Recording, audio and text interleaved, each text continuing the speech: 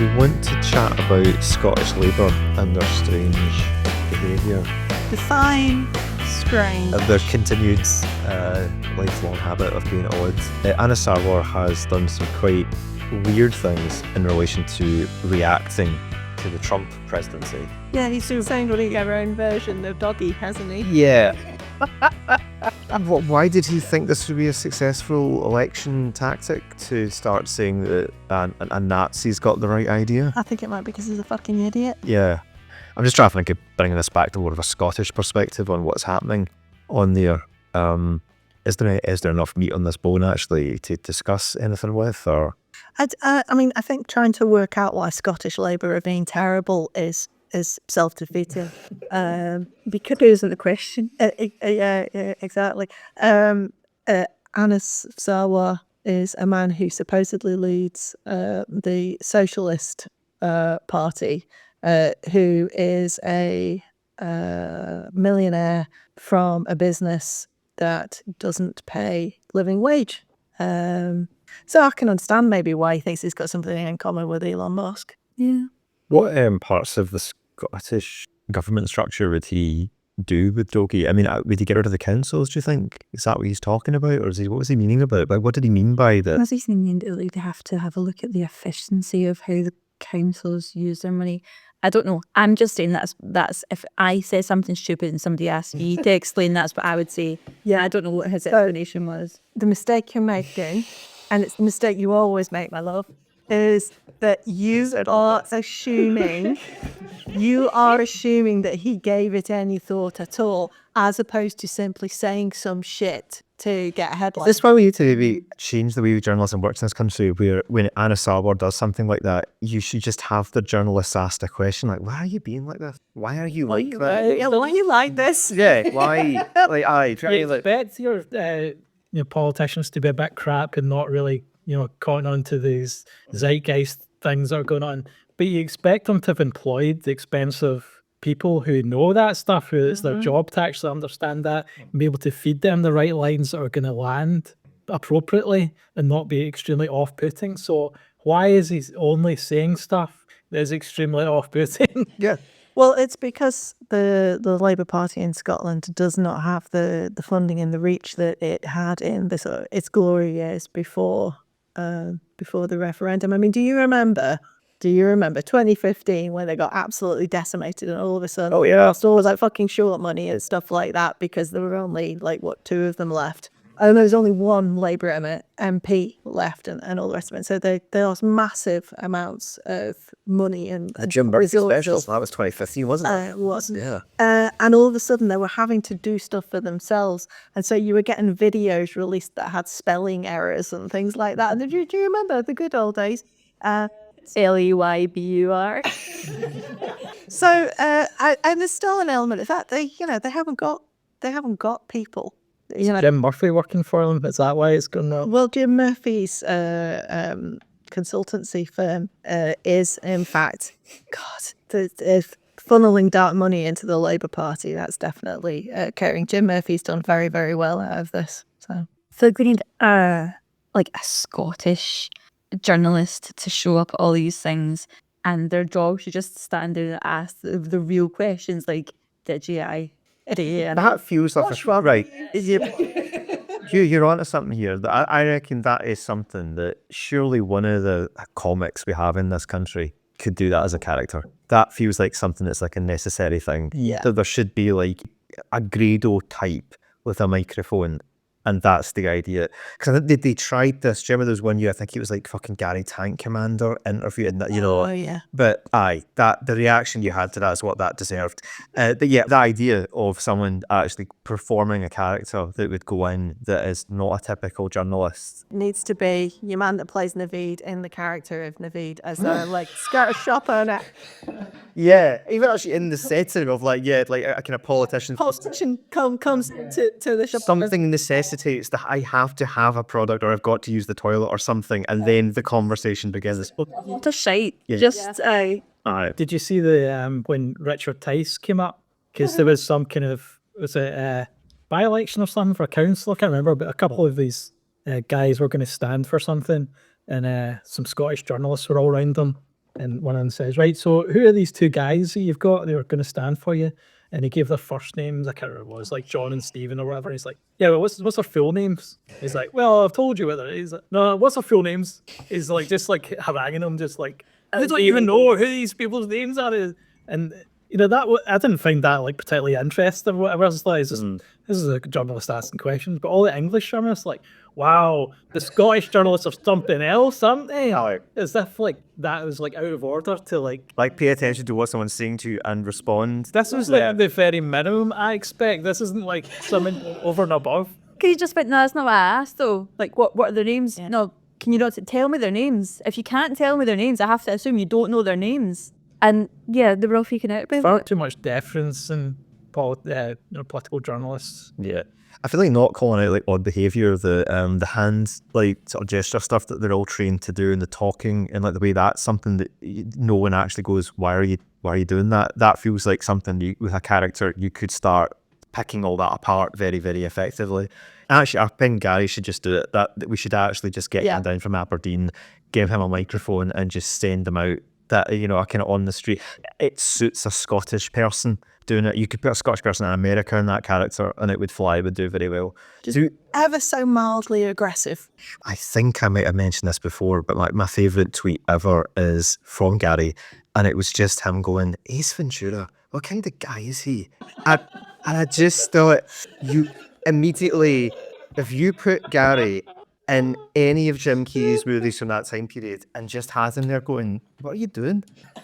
And it has it kills Carey completely. It totally the minute you have someone just there going, why are you talking at your arse? Why are you doing this? Why are you dancing about? Like, why? You know, and just pointing out the absurdity of how ridiculous it all is. You need a Valium, sunshine. Just that kind of, I think that's what we need. And that's the facial expression from him would be enough. I'm just like, there's so many scenes, particularly in Ace Ventura, when he's in the full flow state and just at the minute the cam panning over to Gary going, this guy, what's he doing? What's this all about? Because all the American actors have to be there going like, whoa, what a wild and crazy guy. Like Gary would be there going, what? Yeah, and I think that when you apply it to like Nigel Farage or Trump would actually be really, really fucking effective of just all the stuff that, you know, Steve Bannon would be someone that would just be decimated by that, because you would just be like, all this are tricks and stupid and like shock and awe tactics. The minute you put someone there going, I bet why are you doing that though? There's a lovely little bit of routine by Kevin Bridges about how he's in like fucking Dunelm or something like that, and the Dunn stores or something like that, and some bloke asks him, like some fairly hard Glaswegian guy asks him a question about something in the shop, and he goes, oh, I don't actually work here, mate. That's not what I fucking asked. That needs to be the standard response to all politicians. Well, bother! That's not what I fucking asked you. Aye. Limmy could have, I think he would have been good. He's happy he's playing his video games. It's so cute. There's still bits of Limmy kicking about on YouTube. There's a fucking beautiful sketch he did of, you know, like wanting to go on a swing. Yeah, it's one of my favourite sketches ever. Absolutely fantastic. It's just like a wee boy having a swing by himself, and it's just like, look at that, a wee boy having a swing by himself. Not great, but you know, but see, if you're older, you can't have a go on the swing. You know, like two lads having a swing together, that's good, you know, or a couple, they'll be lovey-dovey, but a grown man having a swing, fucking brilliant. Did he have the BBC show first, or was the YouTube stuff up? I think he was doing stuff. He had his own website earlier. Yeah. He did a podcast. Because there was a sketch. World of Glasgow. Aye, there's like a sketch where this was him, it's like him waking up, and he's like, imagine if you woke up and you were like this. It hard cuts to him just with boils all over his face, beaming, runs to the toilet, puking up. And it hard cuts back to him in bed going, could you imagine? She stops. Like, oh, this guy's good. But you know, he seems very happy now. Yeah, well, I was down with my sister. She was down in England. Boo. And we went out shopping on Saturday, and in this car park, this car drives the wrong way down a one-way street. So I'm the only, and I'll go, wrong way, down a one-way street. But like, I forget I'm in England. No one knows what I'm doing, and my sister hasn't seen that. She was just like, what the fuck? You sick? I was like, I hate it here, so I'd never come here. It's my culture. You don't understand. It's my culture. I think you could definitely, you can make a go of this. I wonder basically if a YouTuber could just take the initiative here and just get like a wee microphone and just go for it and start bamming up. It can be us. Come on, guys. Yeah, I know, I'm not brave enough to do it. I'm But we're trying to buy a house. We're trying to buy a house. I'm not funny enough to do it. I know. Just That's the thing too. I'm not funny enough to do it. You could do it. People on a lot can probably pull this off. You I could do it. don't have time. I'm a very busy and important person. Your brother would be great at it. He would be said. Stop telling me my brother's funnier than me. I've also he's funnier than you. Go out with my brother. Why didn't you go out with my brother? If you fancy him so much. I'd have to get his brain away from football and onto politics. But if that brain could be applied, it'd be. Good to know that's the only thing stopping you. Okay. Oh, what is? Anyway. No, he would be good at that actually. Right. What the fuck were we saying before that all happened? They're talking about how shite Labour are. Yeah, like why it's not. Why isn't that discussed more openly in the media about these parties are obviously a bit crap, and why are we still talking like what anything he's saying is making sense? I mean, I feel like we've having the same conversation with regards to sort of Scottish media forever, but most of the people who are at the top of the sort of broadcast journalism tree in Scotland were coming up when Labour were the hegemony, and so they've all got links, they're all pals with them. And Maritone in America. yeah, and or daughters of them, and so you've got a situation where even though they're like the third party, they're still treated somehow. Yes, but they are like really the ones that should be in charge, and that's the way Yeah, everybody that's relates to isn't them. it, isn't it? The fact that and fair dues, they did very well in the last general election, but as I'm just gonna say it, as I fucking told you at the time, the thing that'll fucking get us up a 10-point lead will never be a fucking another terrible Tory government. It'll be a terrible Labour man. I think you will. might well have said that on the very first appearance that you did on this podcast, which must be maybe over 10 years ago now. Yeah. And that is entirely correct. The thing that's still, I mean, now we don't know who did the polling and what the problem is. I think that poll is probably a little bit. Yeah, because with a minute I was, yeah, I was like, where's this poll come from? Source The National? You're like, oh, okay, that might not quite be as evenly matched as it could be. But There is a huge problem with some of the other polling that gets done that it's all still weighted on the 2014 referendum. And let's be honest about this, we're now 11 years past that, and quite a lot of the people who voted in it are dead, and a lot of the people who couldn't vote in it are now voting. we've said that. Sure, who voted no have changed their minds. It's much more. I mean, obviously anecdotally, but like on my day-to-day, I interact with a lot of different people that it's not like I'm in an echo chamber. People that I probably wouldn't choose to interact with generally, but the difference between talking to somebody about the idea of Scottish independence now, not that I'm going and petitioning people, but if it comes up in conversation and the general consensus is, we need to get fucking away from them. But the general consensus amongst most people, I think it's more controversial to say, no, I don't support Scottish independence. I mean, at the time, there were an awful lot of people who were sort of thought that might be nice, but they were a little bit worried about what the consequences would be, which is perfectly understandable. And I mean, I have to say, even back then, if there'd been a Devo Max option, if it had been a three-way vote, I would have actually voted for, we'll keep the military and foreign policy for now, but we'll be completely independent on all of the things, federalise the UK. That would have been my preferred option. I think you're right. 'Cause I think the sequence of events would have been in 2014 we would have had the default max, and now we would have gone for this would be NDRF 2. We did in the full independence one because we'd have gone. Actually, we're doing quite well. It's the rest of yous, and then that would have been the impetus for us to go fully independent. It was sort of like the second that we'd voted no, it was fuck you, and it's just been a litany of fucking shit show ever Let's since. say just to not lose the track of the Scottish Labour thing here, because that I think is something that should be highlighted, is that there has been, in spite of everything we're saying, the SNP's gone through a bit of a wobble. We might finally be able to do that Nicola Sturgeon episode we've been hankering for years now, but something's still rumbling on in the background, which means we might not be able to do it yet.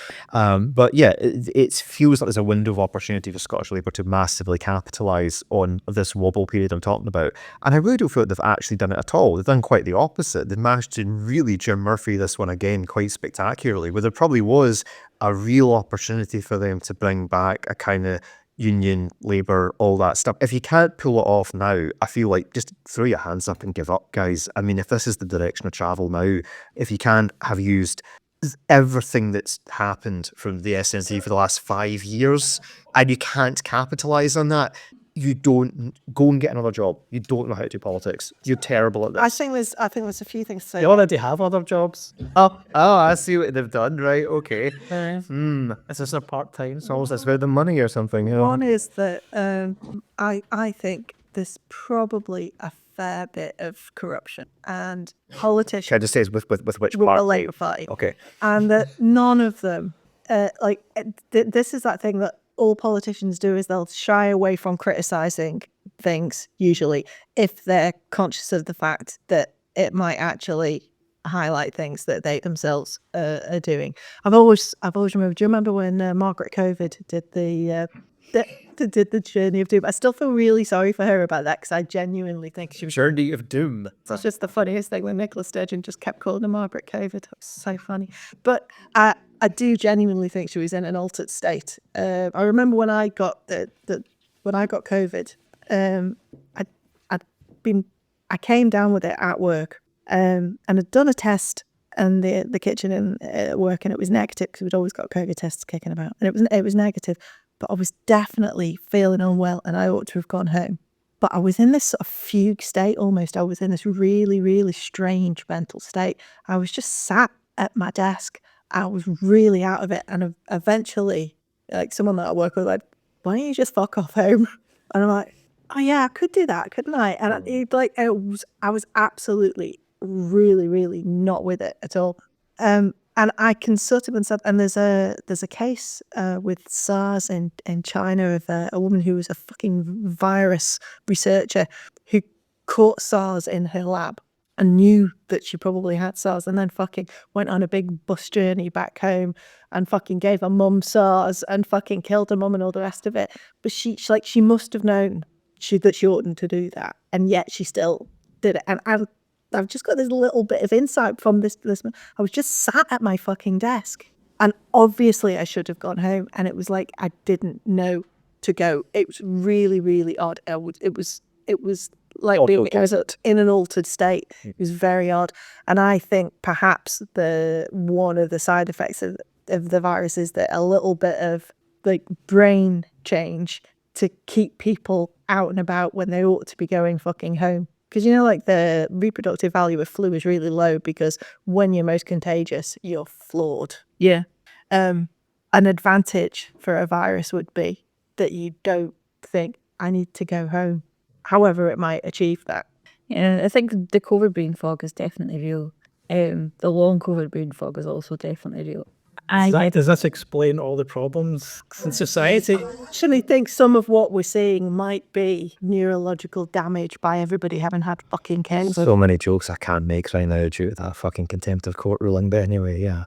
I mean, I know, like, I think me personally, I've had, oh God, this is going to be even worse because I'm stumbling over my words, but I definitely feel like I've had some sort of loss of cognitive function since I first had COVID. But it's difficult to tell because it was also around about the time that I had a really bad concussion. I was about to mention that you did sort of headbutt the floor.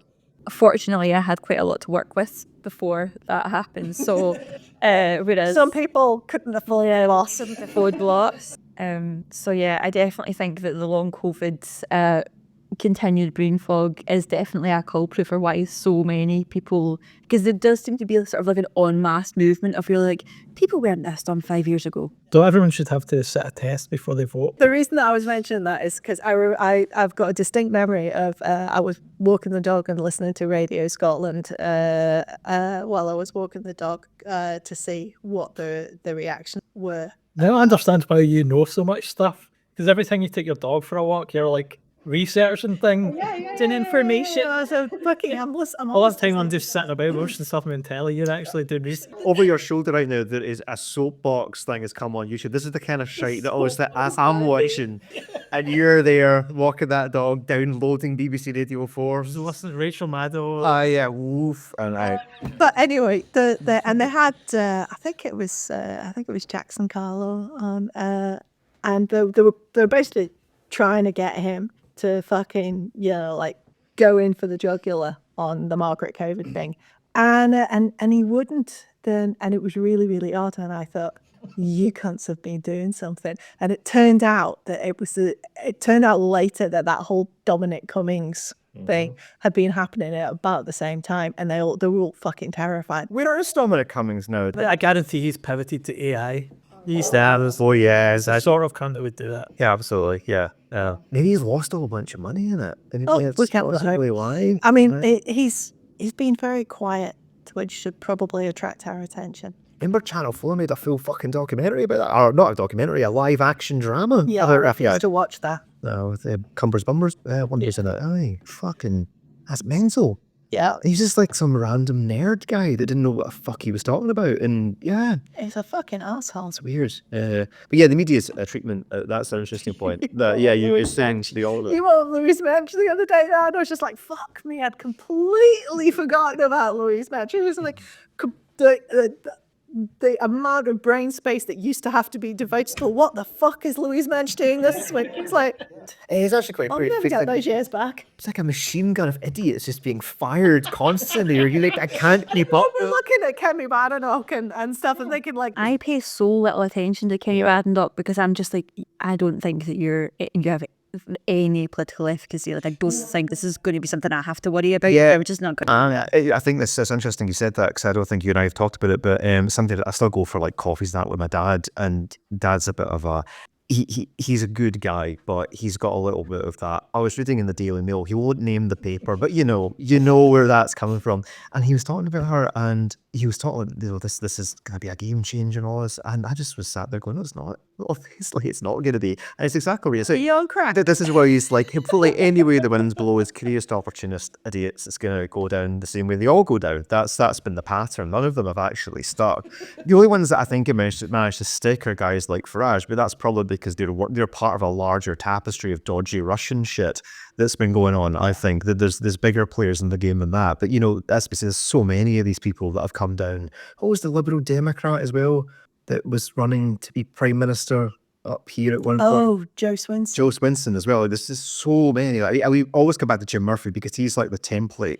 He's like the one that, he walked so the others could run off the cliff like lemmings. And yeah, I think now it's interesting you say that. I think having paid attention for long enough, you sort of know who to pay attention to and who to just kind of go, yeah, don't worry about that. That won't last more than 6 months. I'm a celebrity this time next year. Exactly, so it's just spot that.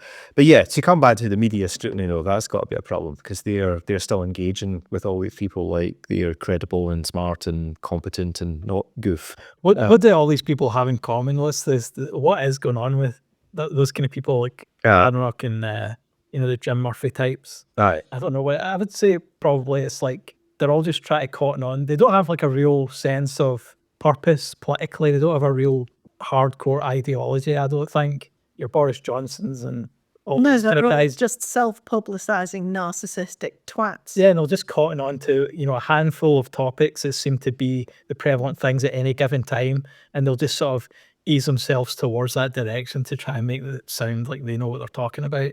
Is it again to come back to the thing we opened up the conversation with? Like, why are you being like that? Why are you like that? Because that's the thing. I don't have the answer to that question. That like, if you want to be, I don't know, like showy offy, have people think you're great, give you applause, like go and become an actor, go and become a musician, get. So everybody knows, like, you remember being in school Yeah. and just like the wee prick in your class that nobody liked, but they wanted attention so badly that the only way they could get attention was to be so fucking annoying that everybody was shouting at them, telling them to shut the fuck up, and they would have that wee smile on their face. That's what these people are. And it's That's what that kid grows up to be. There's a power element to it as well. I think, from going into politics, that they want to be the people telling people what to do. If they were good looking or talented, then they would have been musicians or actors. Yeah. But they're not good looking or talented. Tony Blair origin story, isn't it? Yeah, it was the thing we talked about back then as well. Just none of that worked out for him, so he fell back on politics, which is the thing you do if you don't have any of the talent or anything going for you. I think if we're being generous, I'd say like they don't necessarily believe some of these weird right-wing things that they're saying, like, Anna Sarwar saying, we're going to bring in our Scottish version of Doge and stuff like that. It's just like, they're saying that to try and bring in right-wing votes so that they can then be smart. Well, we said this about Starmer. Like, do people really believe that he's just try to be a bit more right wing or appear to be that, and then when he gets in power, he's going to suddenly do this left wing turn. Well, that didn't happen. I don't think it's going to happen with Anis Sarwar either. No, and I think God, it's so fucking tiresome that you have to keep fucking explaining this shit to people. It's like people want to believe that that they're going, it's going to go, we're going out of Labour government and it'll all be fixed. Masterful strategy, sir. You fooled them all by being a right wing idiot. And you just, I mean, there's about to be a by-election now because that Labour fucking MP twatted fuck out of somebody in the street after he'd had a few pints. Reform are probably going to take that seat. Mm-hmm. And then there'll be, I don't know, it'll be back to 5 because one of them... A MP can't punch someone in the street and get away with it. That was the good old days. It was on film, wasn't it? Yeah, I think that was videos. And then it wasn't just, I think it was the camera phone and CCTV footage.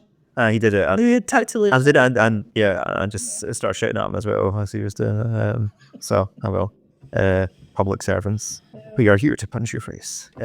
But I don't know. So the answer to the question, why are Labour such a bunch of useless dogs, is because they're a bunch of useless. Well, I guess the question probably further to that is maybe how the media are sort of dealing with that, and how, and also so it's the two thing is, first of all, the SNP have gone through quite a noticeable wobble that the Labour Party, through their own incompetence, don't seem to have taken advantage of. But that point you were making that was quite interesting to me was a lot of the reason why they've been gun shy, if you like, on some of these points is because some of the things the SNP have wobbled on, they themselves might have been somewhat mirrored with. Yeah. And also, Fine rubber, you are glue. and then Spider-Man pointing the teacher in the same way. Yeah, exactly. Yeah, and that's quite an interesting thought as well. In that sort of situation, well, how can you claim to be the public service broadcaster, for example? And that's the scenario that we've got as a setup, and that's why it's like a slow slide. Who's gonna fucking do anything about it? I mean, compete would be the way to do it, wouldn't it? That's the only thing you'd have to do. You'd have to set kind of alternative. Yeah. It's one of the, it's not going to happen overnight. It just isn't going to happen overnight. But old-fashioned council telly, as you think of it, of the terrestrial channels going out, that's all quietly going to die. And the idea that that BBC thing, it's going to just change and wither, and it will lose its power.